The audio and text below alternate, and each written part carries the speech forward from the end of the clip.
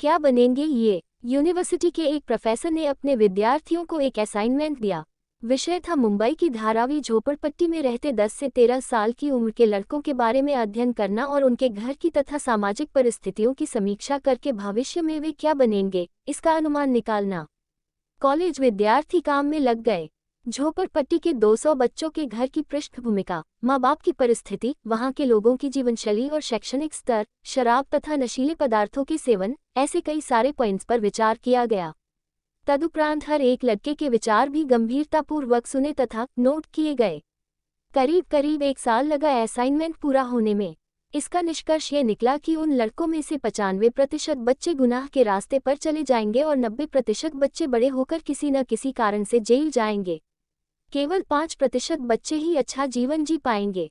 बस उस समय यह असाइनमेंट तो पूरा हो गया और बाद में यह बात का विस्मरण हो गया। 25 साल के बाद एक दूसरे प्रोफेसर की नज़र इस अध्ययन पर पड़ी। उसने अनुमान कितना सही निकला ये जानने के लिए 3-3 विद्यार्थियों की 5 टीम बनाए और उन्हें धारावी भेज दिया। 200 में से कुछ का तो देहांत हो चुका था तो कुछ दूसरी जगह चले गए थे। फिर भी 180 लोगों से मिलना हुआ। कॉलेज विद्यार्थियों ने जब 180 लोगों की जिंदगी की सही जानकारी प्राप्त की तब वे आश्चर्यचकित हो गए। पहले की गई स्टडी के विपरीत ही परिणाम दिखे। उनमें से केवल 4-5 ही सामान्य मारामारी में थोड़े समय के लिए जेल गए थे और बाकी सभी इज्जत के साथ एक सामान्य जिंदगी जी रहे थे। कुछ तो आर्थिक दृष्टि से बहुत अच्छी स्थिति में थे। अध्ययन कर रहे विद्यार्थियों तथा उनके प्रोफेसर साहब को बहुत अचरज हुआ कि जहां का माहौल गुनाह की ओर ले जाने के लिए उपयुक्त था वहां लोग मेहनत तथा ईमानदारी की जिंदगी पसंद करें। ऐसा कैसे संभव हुआ? सोच विचार करके विद्यार्थी पुनः उन 180 लोगों से मिले और उनसे ही ये जानने की कोशिश की। तब उन लोगों में से हर एक ने कहा कि शायद हम भी गलत रास्ते पर चले जाते, परंतु हमारी एक टीचर के कारण हम सही रास्ते पर जीने लगे।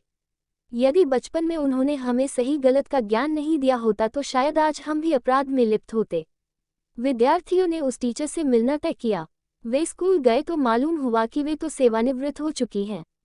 फिर तलाश करते करते वे उनके घर पहुंचे, उनसे सब बातें बताई और फिर पूछा कि आपने उन लड़कों पर ऐसा कौन सा चमत्कार किया कि वे एक सभ्य नागरिक बन गए। शिक्षिका बहन ने सरलता और स्वाभाविक रीति से कहा, चमत्कार? अरे, मुझे कोई चमत्कार वमत्कार तो आता नहीं। मैंने तो मेरे विद्यार्थियों को मेरी संतानों जैसा ही प्रेम किया, बस इतना ही। और वह ठहाका देकर जोर से हंस पड़ी। मित्रों, प्रेम व स्नेह से पशु भी वश हो जाते हैं। मधुर संगीत सुनाने से गौ भी अधिक दूध देने लगती है। मधुर वाणी व्यवहार से पराये भी अपने हो जाते हैं। जो भी काम हम करें थोड़ा स्नेह प्रेम और मधुरता की मात्रा उसमें मिला के करने लगे तो हमारी दुनिया जरूर सुंदर होगी। आपका दिन मंगलमय हो, ऐसी शुभ भावना।